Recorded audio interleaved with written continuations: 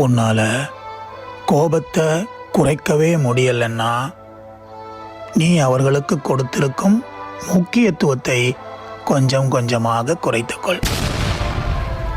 நீ நிராகரிக்கப்படுகிறாய் என்று உணரும் போது தாமதமாக வரும் பதிலுக்காக வேணும் அங்கே காத்திருக்காதே.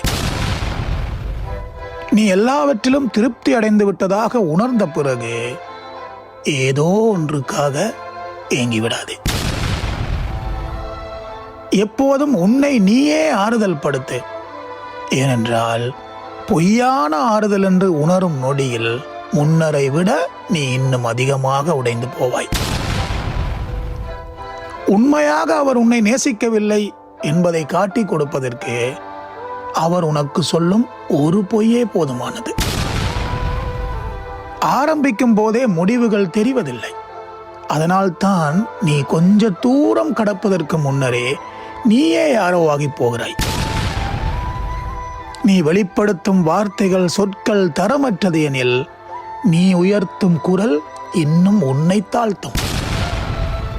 உன்னை விட்டு யார் விலகி போனாலும் பிரிந்து போனாலும் வருந்தாதே.